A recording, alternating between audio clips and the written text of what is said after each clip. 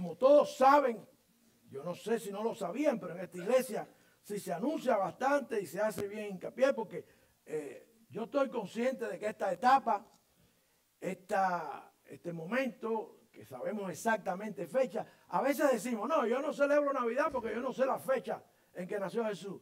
Pues nosotros sí podemos decir la fecha en que fue crucificado. Podemos aproximadamente reconocer el día en que entró en Jerusalén y a que llamamos entrada triunfal, por razones muy equivocadas muchas veces, porque para el Señor, si lo analizamos, fue una semana para sufrir, para pagar por toda la suciedad, por todos los pecados, por todas las horribles cosas que hemos hecho nosotros y otra gente. El Señor Jesús vino a pagar, entró en Jerusalén esa última semana para cumplir, entró en esa última semana en Jerusalén para anunciar y para juzgar. Y ese es el verdadero sentido de la entrada. Jesucristo entraba para pagar y morir en la cruz, estaba determinado, así, para eso había venido, por lo que hizo Hitler, por lo que hizo Castro, por lo que hizo cualquiera de la gente mala que usted conoce, y por lo que hizo usted y por lo que hice yo. De manera que eso es un triunfo, pero no lo fue para él. Él en realidad entró a ser juzgado, mal juzgado, vituperiado, asesinado, muerte de cruz, brutal muerte. Por tanto, nosotros los cristianos tenemos que gozarnos en que eso haya sucedido. No en que haya nacido. Bueno, para hacer lo que entra a hacer en Jerusalén tiene que haber nacido. Pero se dan cuenta cómo ponemos el énfasis en el niño y después cuando el niño cumple lo prometido de venir y morir por nosotros, no le damos tanto énfasis. ¿Cuánta fue la alegría de los pastores, de los ángeles, de los que anunciaron, de los magos, de los hombres del oriente que anunciaron la venida de Cristo y el nacimiento? ¿Saben por qué? Porque si no hubiera sido un niño normal, pero sabían que lo que venía a ser lo iba a cumplir. Era el Mesías prometido, pero no era allí cuando era niño el Mesías prometido. Lo era cuando hiciera lo que hace, lo que iba a hacer, lo que dijo que iba a hacer el Mesías prometido.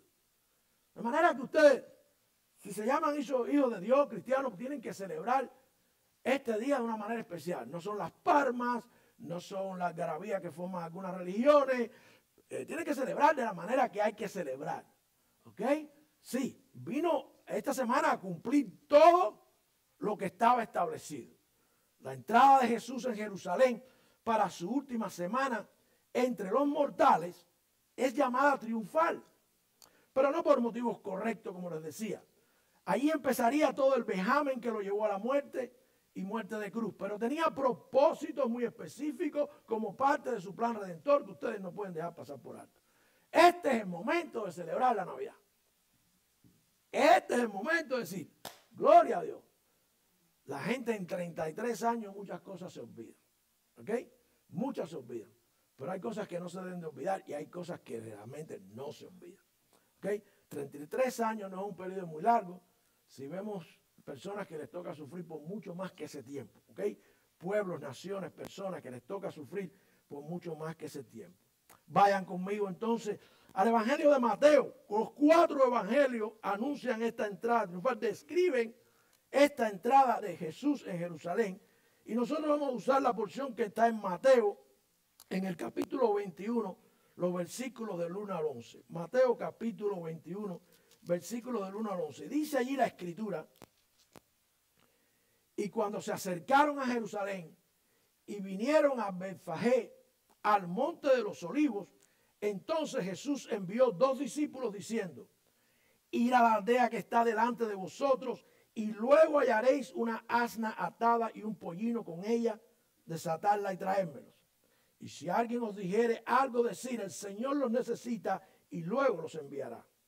Todo esto fue hecho para que se cumpliese lo que fue dicho por el profeta, que dijo: decir a la hija de Sión, he aquí, tu rey viene a ti mismo, manso y sentado sobre una asna, y un pollino, hijo de animal de yugo.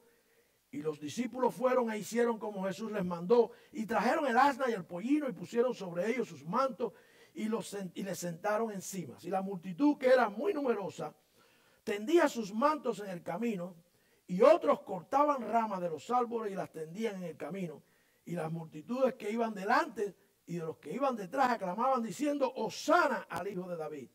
Bendito el que viene en el nombre del Señor. Hosana en las alturas. Y entrando él en Jerusalén, toda la ciudad se conmovió diciendo: ¿quién es este? Y la multitud decía: este es Jesús el profeta de Nazaret, de Galilea. Y entró Jesús en el templo de Dios y echó afuera a todos los que vendían y compraban en el templo y volcó las mesas de los cambistas y las sillas de los que vendían palomas. No vamos a entrar en el versículo 12 en realidad, porque fue el comienzo de su obra allí en Jerusalén y no está ubicada por muchos en este domingo. Pero la entrada es la bienvenida que le dan, y especialmente las razones por las que entra y le dan esa bienvenida también descrito. Pero mucha gente lo tergiversa, mucha gente confunde la entrada de Jesús en Jerusalén. Y la confusión trae que no le demos la importancia requerida a esa entrada de Jesús en Jerusalén. Hermanos míos, fue la semana más negra para Dios, pero más grande para toda la humanidad. Por fin se resolvía el problema de la maldición del pecado. Por fin se iba a cumplir todo lo que Dios había anunciado. Por fin íbamos a tener la oportunidad de ser llamados hijos de Dios si creíamos en esa redención. Por fin íbamos a conocer de lo que era pagar por toda nuestra suciedad y garantizarnos a los que creen en ellos una vida eterna. Por fin, aquel niño nacido en Belén cumplía lo que había prometido, no dejando dudas de que había en él propósito, pero comienza con una entrada, comienza con una llegada a un lugar específico, una última semana para cumplir todo lo que está anunciado en esa semana. El primer propósito que encontramos en este día de celebración es que fue una entrada, pero una entrada para cumplir. Una de las cosas que hacen grande la fe cristiana es el hecho de que Dios nunca dijo nada que no cumplió. Y por tanto tenemos garantizado que todo lo que ha dicho que va a hacer, lo va a hacer. La confianza de que Dios promete y cumple, de que Dios no cambia, que Dios no miente, de que todo... miren que han tratado de encontrar la falta de algún cumplimiento de algo dicho en el Antiguo Testamento, la violación de algo que haya prometido tiempos atrás y que no se haya llevado a cabo, y nunca ha sido posible por los enemigos de la palabra de Dios. Eso nos garantiza a nosotros una de las grandes cosas que nos trae a nosotros una relación con el verdadero Dios a través de su palabra, es la certeza de que lo que dice lo va a cumplir. Cuando leemos que dice que va a hacer algo, nuestra mente tiene que ir a todo lo que dijo y que cumplió, incluyendo los más mínimos detalles, los detalles en los que nadie pensaría. Porque Dios es un Dios de detalles, Dios es un Dios que cumple todo lo que dice que va a hacer. La doctrina de que nosotros sabemos en quién hemos creído, porque no miente, porque sabemos que todo lo va a cumplir, porque sabemos que todo lo que nos dejó en su palabra se va a llevar a cabo, está basada cuando hablamos de esta entrada triunfal, todos los que de alguna manera participaron del nacimiento de Jesús, al ver la entrada triunfal, al ver lo que se está suscitando allí, les quedó claro, pero muchos lo tergiversaron. Muchos tergiversaron, malentendieron. La memoria de nosotros los humanos es corta. Lo que Jesucristo había dicho fue tergiversado por muchos. Y vemos que incluso la profecía de Zacarías, cuando Jesucristo está entrando en Jerusalén, la interpretan como que es el que viene a liberarnos de las naciones que nos oprimen, el que viene como un líder humano, el que viene como un líder militar que nos va a librar. Y en Zacarías está bien claro por el profeta, dicho por el profeta, a qué vendría el Señor Jesucristo. Vemos aquí un cumplimiento no de una sola cosa, de muchas cosas dichas.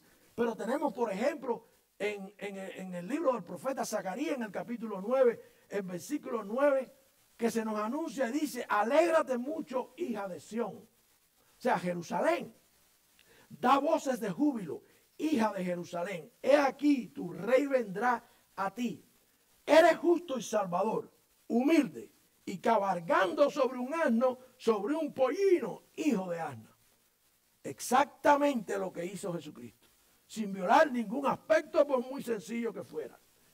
Lo importante, mis hermanos, de cumplir sus promesas, hacen de nuestro Dios el Dios que no miente, que no falla, el Dios verdadero, el Dios que nunca nos dijo algo que no iba a hacer. De manera que el Domingo de Ramos, el día de la entrada triunfal, es un día para recordar que todo aquello por lo que había venido al mundo para vivir por estos 33 años, se va a llevar a cabo. Muchos no lo creyeron, muchos lo malinterpretaron, pero ese no puede ser el caso de nosotros. Zacarías profetizó que el futuro rey de Israel entraría en Jerusalén, montado, como hemos visto, en un asno. Y la multitud, al verlo, lo reconoció. Que esa era una entrada y que era una entrada única, que era la entrada de Jesús, porque estaba cumpliendo la profecía que anunció el profeta. Arrojaron sus abrigos al suelo y extendieron ramas frondosas delante de Jesús, cosa que era una antigua costumbre para honrar a un rey, a alguien bien importante. La multitud gritaba Hosana, que quiere decir el que bendito el que viene en el nombre del Señor. Salva ahora específicamente. Gritaban Hosana y también gritaba bendito el que viene en el nombre del Señor, haciendo alusión al Salmo 118, versículo 26. Como hemos dicho, esta entrada triunfal aparece en los 4 evangelios. De manera que es sumamente importante que todo el mundo futuro conociera que esta entrada tenía propósito, que era importante, y los discípulos pensaron cuando estaban con Jesús que iban a Jerusalén para coronarlo como rey, cosa que era cierta, pero no se dieron cuenta que iban porque no quisieron para ver a Cristo crucificado como Salvador. Al final del día eso fue lo que dijo que iba a hacer cuando anunció, cuando su nacimiento es anunciado, se dice que había nacido el Salvador del mundo. Y lo va a cumplir, no va a dejar de cumplirlo.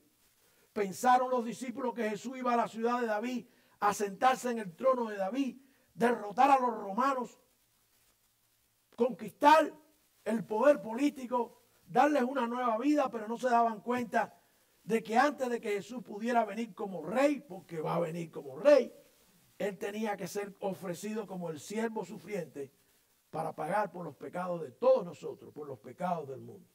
Malinterpretaron al profeta Zacarías. La gente gritaba porque lo veía de otra manera. No quiere decir que hayan sido todos, pero la mayoría vio a Cristo como un líder humano, alguien que venía a sacarlos del dominio extranjero, a cambiar sus vidas, pero allí el Jesucristo estaba cumpliendo con lo que venía a hacer y nadie lo iba a cambiar. Había dado los primeros pasos del cumplimiento de la profecía de Zacarías en un asno, de la manera que lo había dicho Zacarías. Ahora, no solamente fue el cumplimiento de las profecías lo que hace grande este día. Un día grande porque fue un día de una entrada para cumplir lo prometido. Fue una entrada también para anunciar. ¿Anunciar qué? Anunciar que era el Mesías. Presentarse como el rey. Fíjense ustedes un detalle interesante. Jesucristo muchas veces se opuso a que lo elevaran, a que lo exaltaran, a que dijeran quién él era. Pero en este momento, sabiendo que hay gente equivocada, Jesucristo permite que le hagan una recepción, un recibimiento especial y único. A nadie contradice cuando le llaman, cuando gritan Hosana, cuando gritan el que viene en el nombre del Señor. El problema estaba en el propósito por los que muchos creían que él había venido y no por el propósito que en realidad había venido, que era para demostrar que era el Mesías, el venido de Dios. Él no se opuso en ningún momento porque sabía que también estaba profetizado y que en un día tenía que ser anunciado. Fíjense, si ustedes analizan los 33 años anteriores, eventos, milagros, pero un anuncio como tal, un anuncio público general de quién era él, para que todo el mundo supiera. Por eso él permite ese recibimiento, porque es tiempo de anunciar. Jesucristo entra en Jerusalén para anunciar. Cuando vamos a las profecías, vemos en el libro de Daniel, en el capítulo 9, versículo 25, que dice el ángel Gabriel. El ángel Gabriel le dio a Daniel una visión del futuro, de lo que iba a pasar en el pueblo de Israel. Dice ahí en Daniel 9:25. Sabe pues y entiende que desde la salida de la orden para restaurar y edificar a Jerusalén hasta el Mesías príncipe, habrá 7 semanas y 72 semanas. La plaza volverá a ser edificada y el muro en tiempos antiguos. Cuando nosotros analizamos, cuando hemos estudiado las profecías de Daniel, vemos que esta visión se refiere al día en que Jesús sería presentado a Israel como príncipe Mesías, y eso se está cumpliendo el domingo de Ramos, el domingo de Palmas, domingo de entrada triunfal. La entrada triunfal de Cristo en Jerusalén es la manifestación pública de que hasta aquí llegamos. Todo lo que han visto, todo lo que he declarado, ahora viene la declaración final: yo soy el Mesías y voy al final de esta semana a cumplir con lo prometido y el mundo será totalmente diferente. Porque así sucedió, así sucedió. Sabemos que Jesucristo fue presentado a Israel alrededor del 30 de marzo del año 33 después de Cristo. ¿Por qué lo sabemos? Porque si usamos el calendario judío y consideramos los años solares, se puede demostrar que el periodo desde el decreto de Artajerjes para reconstruir Jerusalén, para la entrada triunfal de Jesús, hasta la entrada triunfal de Jesús, hay 483 años, 83 años, si multiplican las 72 semanas. Hay 483 años. Jesús conocía el significado profético de ese día. No pasó así con la Navidad. Y muchos se agarran de ello. Que no sabemos qué día, no sabemos cuándo fue, no sabemos. Pero sí sabemos el día de la entrada triunfal, porque era el día de la presentación de Jesús. Y estaba escrito en el profeta Daniel. Jesús conocía que tenía que ser así. El significado que tenía esto para Israel, el rechazo que traería por los que no creen. Y yo creo que por eso fue que Cristo en algún momento llora por Jerusalén. Y en Lucas 9:43 lo vemos decir: oh, si hubieses conocido aún tú, a lo menos este día, lo que toca a tu paz, pero ahora está encubierto a tus ojos. Ahora está encubierto a tus ojos. Déjenme decirle, hermanos, que no hay nada de malo en llamarle Domingo de Ramos, pero es Domingo de Ramos, Domingo de entrada triunfal, es domingo, no es lunes de comida, ni miércoles de fiesta, es Domingo de Ramos. Lo importante es saber el propósito. Por ejemplo, cuando nosotros vamos al libro de Éxodo, en el capítulo 1, versículo 23, dice ahí que Moisés instruyó al pueblo y le dijo: hablar a toda la congregación de Israel diciendo: a los 10 días de este mes, cada uno tomará un cordero según las casas de sus padres, un cordero por casa, y lo guardaréis hasta el día 14 del mismo mes, y toda la asamblea de la congregación de Israel lo matará. Los hijos de Israel debían seleccionar un cordero para celebrar la Pascua a los 10 días del mes de Nisán. Nombre Nisán del mes. Iba a ser un cordero macho sin mancha, sin ningún tipo de imperfección. Tenían que traerlo a su casa y examinarlo durante 4 días. 4 días. El cuarto día, que sería el día 14 del mes, debían matarlo y esparcir la sangre en los postes de las casas. Será la Pascua judía. ¿Ven ustedes esta increíble imagen? Mientras Jesús cabalgaba por el monte de los olivos en un asno para entrar en Jerusalén, una multitud gritó: Hosana, bendito el que viene en el nombre del Señor, alusión al Salmo 118. Aunque no se dieron cuenta de lo que estaban haciendo muchos de ellos, el pueblo de Israel estaba seleccionando a Jesús como el verdadero Cordero Pascual. El Cordero que quita el pecado del mundo, que diría Juan el Bautista. El Cordero que pagaría por todo. Se acabaron los corderos. Jesucristo es nuestra Pascua. Durante los siguientes 4 días lo examinaron. Oh, y lo examinaron a profundidad. Los fariseos, los seduceos, los religiosos, todos hicieron lo que estaba en sus manos para hacerle tropezar. Y sin embargo, al final se descubrió que no tenía ni mancha ni pecado, que era el Hijo de Dios entre nosotros el Mesías prometido. ¿Qué le queda?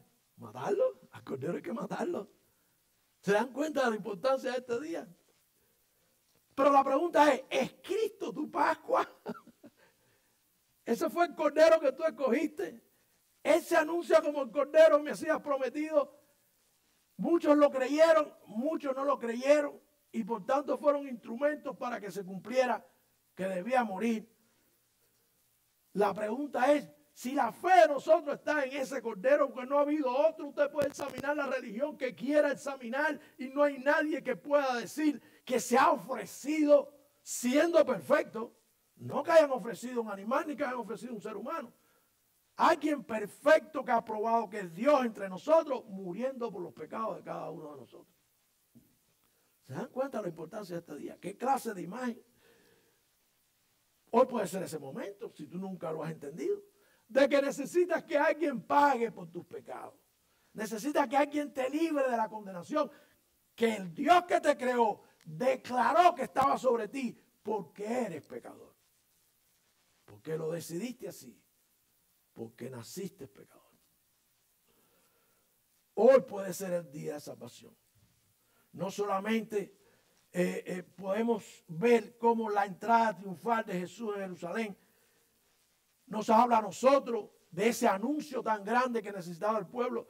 Nunca más eso ha sucedido. Aun cuando el Señor dijo, vendrán otros que en mi nombre dirán que son el Cristo, dirán que son quien yo soy. Nadie ha podido probar ser como Jesús, decir lo que va a hacer, cumplirlo de la manera que cumplió, anunciar y pararse y decir, yo soy Dios, hecho carne. Yo y mi Padre no solo somos, y he venido a morir por ustedes. Eso no es lo que piensa la gente cuando estamos celebrando Navidad.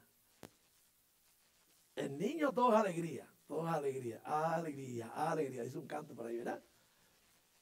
Pero él sabía que iba a morir y llegó el día de entrar a donde iba a morir. A cumplir en primer lugar todo lo que estaba profetizado. En segundo lugar, anunciar quién es de una vez y por todas para que no nadie le quede duda. Y por último, mis hermanos, entrada para juzgar.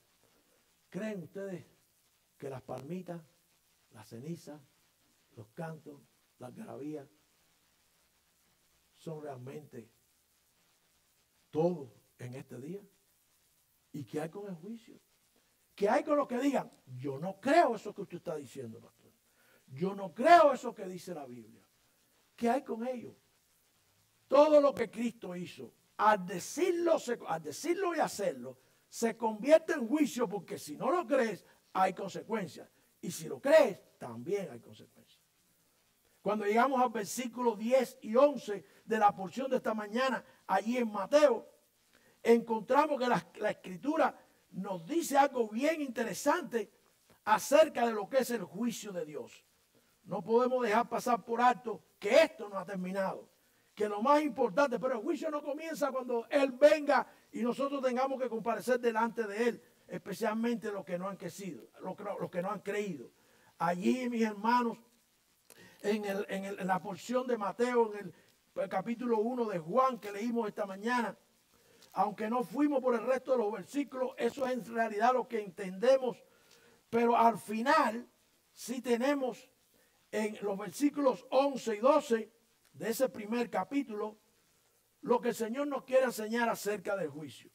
Dice así la santa palabra de Dios en los versículos 11 y 12 de esta mañana del capítulo 1. A los suyos vino y los suyos no le recibieron. Mas a todos los que recibieron, a los que creen en su nombre, les dio potestad de ser hechos hijos de Dios. Y en Mateo leemos, en ese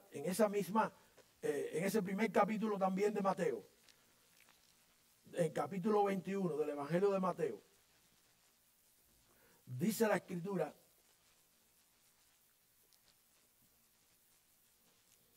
las multitudes, perdón, en el 10, entrando él en Jerusalén, toda la ciudad se conmovió, diciendo, ¿quién es este?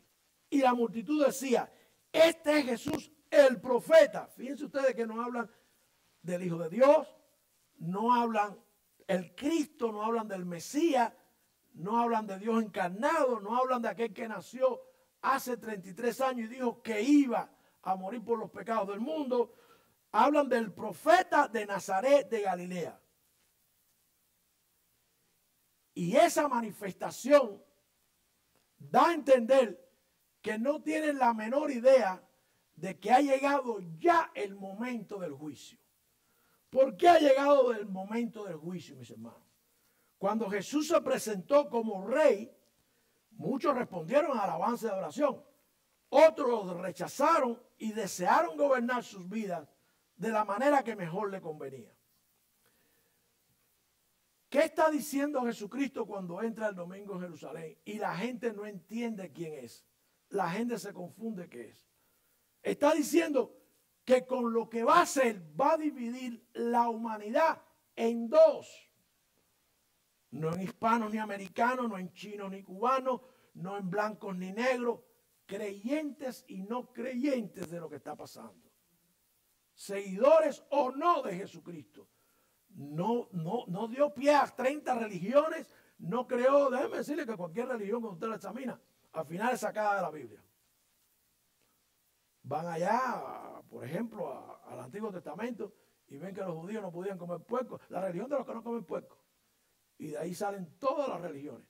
Pero hay una sola fe y es la fe en Jesucristo pagando por nosotros, y cuando creemos en eso somos juzgados ya. Si no creemos, ya hemos sido juzgados, dice el mismo Evangelio de Juan en el capítulo 3. A los que no creen ya han sido juzgados. Pero el juicio comienza aquí cuando creemos que Cristo es el Mesías, cuando pensamos que la entrada triunfal tiene que ver con el juicio para dividir la humanidad, y termina cuando tengamos que comparecer. No ha terminado. Cuando tengamos que comparecer delante de Jesús. Jesucristo juzgó en aquella entrada y Jesucristo va a juzgar en la segunda entrada. Si van conmigo al libro de Apocalipsis, al libro de las Revelaciones, en el capítulo 19, lo vemos entrando nuevamente en Jerusalén. ¿Se dan cuenta por qué es tan importante la entrada en Jerusalén este domingo? Porque hay una segunda entrada en el mismo lugar. Oh, pero con características muy diferentes. Por eso les digo que es importante recordar este día que hay juicio. Dice en Apocalipsis, en el capítulo 19. ¿Están conmigo ahí? Dice en Apocalipsis capítulo 19, versículo 11. Y vi el cielo abierto y he aquí un caballo blanco, no un burro, un asno. Y vi un caballo blanco y el que estaba sentado sobre él era llamado fiel y verdadero, y en justicia juzga y pelea. Y sus ojos eran como de llama de fuego y había en su cabeza muchas coronas y tenía un nombre escrito que ninguno conocía sino él mismo, y estaba vestido de una ropa teñida en sangre y su nombre es llamado el Verbo de Dios. El mismo Verbo de Dios que se hizo carne, dice Juan. Y este que está recibiendo estas visiones es el mismo Juan. Él sabe de lo que está hablando. Es el mismo Juan que está preso en Patmos recibiendo las visiones acerca de Jesucristo. De manera que entrará a juzgar, vendrá al mismo lugar, vendrá de manera diferente, dice el versículo 14, y los ejércitos que están en el cielo le seguían en caballos blancos, vestidos de lino fino, blanco y limpio. Esos son los santos, los creyentes, esa es la iglesia, viniendo con él. Y de su boca sale una espada aguda para herir con ella a las naciones, y él la regirá con vara de hierro, y él pisa el lagar del vino del furor y de la ira del Dios Todopoderoso. ¡Wow! Las entradas en Jerusalén no son bromas. Creer que la primera entrada fuera para que tú fueras salvo significa que en la segunda o estás con él o estás ya condenado al infierno. ¡Wow! Es el mismo lugar. No es un asno, es un caballo bien hermoso, ¿verdad? Y en su vestidura, en su muslo tienen escrito este nombre: Rey de Reyes y Señor de Señores. Y vi un ángel que estaba en pie en el sol y clamó a gran voz diciendo a todas las aves que vuelan que volaban por medio del cielo, venid y congregaos a la cena del Señor, para que comáis carne de príncipes y carne de capitanes y carne de fuertes y carne de caballos y de los que están sentados sobre ellos y carne de todos, libres y siervos, grandes y pequeños, porque los muertos van a ser tantos que las aves van a tener un gran banquete. Porque vino a juzgar, no vino a que lo mataran. Mano, déjeme decírselo sin tapujos, vino a matar. No vino a que lo mataran, vino a acabar con sus enemigos. Vendrá a acabar con sus enemigos. Su iglesia no, su iglesia va a estar con él. Definitivamente son los que vienen con él. ¿Ok? Cuando llegamos a Apocalipsis 19, vemos que entonces comienza el juicio. Los juicios que conocemos, y vi un cielo nuevo y una tierra nueva, porque el primer cielo y la primera tierra habían pasado y el mar no existía ya más. Y vio Juan, vi la santa ciudad, la nueva Jerusalén que descendía del cielo, dispuesta como una novia ataviada para su marido. O sea, esa misma Jerusalén hecha nueva, el mundo hecho nuevo. Esto es anunciado cuando él dice en su entrada triunfal, el domingo de Ramos, yo soy el Mesías, permite que lo anuncie y va a cumplir todo lo que va a cumplir. Este es el preámbulo de todo lo que viene después. Y ya vimos en el primer punto que lo que dice, lo cumple. Lo va a cumplir, mis hermanos, lo va a cumplir. Ahora bien, es importante que tengamos en cuenta algunas cosas muy importantes. Este fin de semana celebramos, recordamos la entrada triunfal de Jesús en Jerusalén, Domingo de Ramos, pero recordemos que el hecho de que Jesús vino, en primer lugar, vivió sin pecado, en segundo lugar, tenía que ser así, se inmoló como cordero para pagar por nuestros pecados y también resucitó. Aunque yo no he estado en Israel, mis hermanos, aunque yo no he estado allí en el Monte de los Olivos, yo no sé si alguno de ustedes ha tenido la oportunidad, yo no puedo dejar de pensar en la próxima vez que Jesús va a entrar en Jerusalén. Porque además, según lo que yo entiendo, según lo que dice la Escritura, yo vengo con Él. Los que han creído vienen con Él. No los que sean perfectos, ni los que sean religiosos, ni los que tengan cualquier religión. Los que han creído en Cristo vienen con Él. Yo estoy loco porque yo no he ido a Jerusalén, yo quiero entrar un día en Jerusalén. Parece que ya no estoy tan jovencito, entonces no tengo tiempo ni tengo el dinero para ir a Jerusalén. El viaje es caro. Me va a quedar esperar a entrar con Jesús en Jerusalén. Pero quiere que le diga algo, tengo la certeza de que voy a entrar con Jerusalén.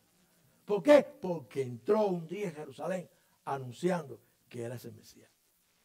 Cuando nosotros leemos en la prédica que hemos tenido, acuérdense ustedes de una cosa bien importante, antes de hablar del libro de los Hechos que estamos predicando. Él entró en el monte de los Olivos como un humilde sirviente montado en un burro.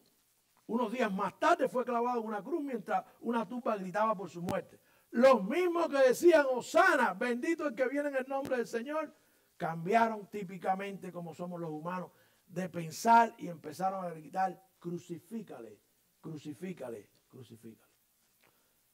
Hablando del libro de los Hechos, que ya predicamos allá en el capítulo 1, los versículos del 9 al 11, allí leemos, y habiendo dicho estas cosas, mientras lo veían, fue levantado y una nube lo recibió de la vista de ellos, y mientras miraba fijamente hacia el cielo, mientras él subía, aquí los dos hombres estaban junto con ropas blancas, junto a ellos con ropas blancas, los cuales también decían, varones galileos, ¿por qué estáis mirando al cielo?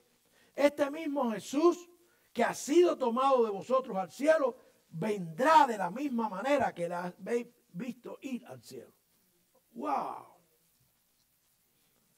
Hermano, Jesús volverá a esta tierra, al mismo lugar desde donde salió en el Monte de los Olivos, físicamente, visible. Dice la Escritura en Zacarías 14, 3, 4, otra profecía de esa venida. Entonces Jehová saldrá y peleará contra esas naciones como cuando peleó en el día de la batalla, y sus pies estarán en aquel día sobre el monte de los olivos que está delante de Jerusalén al oriente. Y el monte de los olivos se partirá en medio de él hacia el oriente y hacia el occidente, y habrá un valle muy grande, y la mitad del monte se apartará hacia el norte y la otra mitad hacia el sur. Sabemos que ese es el valle de Megido. La escritura es clara, mis hermanos. Jesús va a volver a gobernar y a reinar. Lo anuncia en su primera entrada en Jerusalén. Ese es el propósito de entrar en Jerusalén. Esta vez, cuando regrese, volverá no como el humilde siervo, sino como un rey conquistador. En Apocalipsis 19, allí leímos cómo era esa entrada. Y para aquellos que no creen, que no han recibido por fe esa salvación y han rechazado al Mesías, aquel será un momento de terrible dolor y perdición. Hay que resolver el problema aquí. Déjenme ponerle un ejemplo. Cuentan la historia de un niño que otro joven mayor que él lo salvó de morir ahogado. El niño veía a este joven como su salvador. Este joven fue a la escuela de Derecho y se convirtió en abogado. Pero el niño que fue rescatado de morir ahogado cogió por otro camino. Se convirtió en un criminal. Un día lo llevan a los tribunales y el joven que lo había salvado de ahogarse era el juez. Y él se puso de lo más contento. Ese me conoce, si él me salvó una vez cuando era niño. Él me conoce. Señor juez, ¿se acuerda de mí? Yo soy el niño que usted salvó. Y el juez le dijo, aquel día yo fui tu salvador. Hoy soy tu juez. Así será con Jesucristo. Tú decides. Si hoy te salva, no dejes pasar por alto que va a juzgarte. No pongas en tu mente jamás la idea de que todo este mundo va a pasar con todo su odio, dolor, penas, miserias, desapercibido. Cristo va a venir a juzgar. Aquellos que han puesto su confianza en aquel que fue despreciado y rechazado, el hombre, el varón de dolores, que pagó toda nuestra deuda por el pecado, será en algún momento el juez. Y para muchos será un momento de gran victoria, mientras le seguimos, vestidos de blanco, regresando a Jerusalén. ¿Cuál es tu situación? ¿Cuál es tu situación? Si es tu Salvador, va a ser tu juez. Si no es tu Salvador, también te va a juzgar. Toda rodilla se doblará delante del Hijo de Dios. Para usted que ha visto este video o que disfrutó de la transmisión en vivo del servicio de alabanza y adoración de la Iglesia Bautista Calvario aquí en la ciudad de West Melbourne, en el estado de Florida, mis saludos y mis más afectuosas y sinceras gracias. Y por supuesto una cordial y personal invitación a visitarnos cuando lo desee. Y así comprobar por sí mismo que no somos más que una congregación de redimidos por la sangre del Señor Jesucristo. No somos religiosos, no somos bautistas del sur ni del norte, no somos protestantes, somos seguidores de Jesús, una familia de fe bíblica que se reúne para alabar y servir al único Dios vivo. Al tiempo que crecemos en el conocimiento de Dios a través del estudio y la prédica de su santa palabra, la Biblia. Ofrecemos servicios en inglés y español y todos los profesores de nuestros niños y jóvenes son bilingües. Esté lejos o esté cerca, planee visitarnos o no, lo más importante es que usted esté seguro de su destino eterno. Si no lo está, quiero que sepa que Cristo, Dios nuestro Creador, se hizo carne y vivió, murió y resucitó por amor a usted y a mí, para que nosotros pudiéramos disfrutar del perdón de nuestros pecados y así ofrecernos vida eterna con Él. Por supuesto, si venimos a Él humillados y reconociendo nuestra desastrosa condición delante de Dios, Él nos perdona porque para eso murió, para pagar por nuestra salvación. La Biblia nos dice que todos nosotros somos pecadores en Romanos 3:23 y en muchos otros lugares de la Escritura. Y en Romanos 5:8 nos recuerda que su amor es tan grande que siendo aún pecadores, Cristo murió por nosotros. Pero usted, si nunca lo ha hecho, tiene que arrepentirse de sus pecados y pedirle perdón, y creyendo solamente en Cristo y su sacrificio en la cruz, Él le perdona y le da su Santo Espíritu. Además de hacerle hijos de Dios, porque no somos hijos de Dios, porque nuestros pecados nos separan de Él y el resultado es la eternidad en tormento lejos de Él. Pero si vamos a Él en oración sincera de corazón, arrepentidos, Él nos da su salvación gratuita, sin hacer nada, como está, solamente humillado y creyendo por fe en Cristo Jesús, en nadie más. Será entonces librado de la condenación eterna. Si está dispuesto, dispuesta, haga esta oración a Dios bien personal, diciéndole: soy pecador, perdóname por mis pecados, reconozco que tu sacrificio en la cruz es lo único que me puede dar ese perdón. Hazme tu hijo. Si oró de esa manera y con absoluta sinceridad, puede llamarnos al 321-537-7575 para que conozca de lo que acaba de suceder en su vida y lo que significa la nueva vida en Cristo. Si ya usted es del Señor y tiene preguntas o necesita el consejo divino, también puede comunicarse con nosotros. Si está buscando una iglesia donde servir al Señor Jesús y congregarse, estamos ubicados en el 79 de la calle Park Hill Boulevard en la ciudad de West Melbourne. Será bienvenido. Hasta el próximo video, o que nos podamos ver si es la voluntad de Dios, estaremos orando para que le continúe bendiciendo.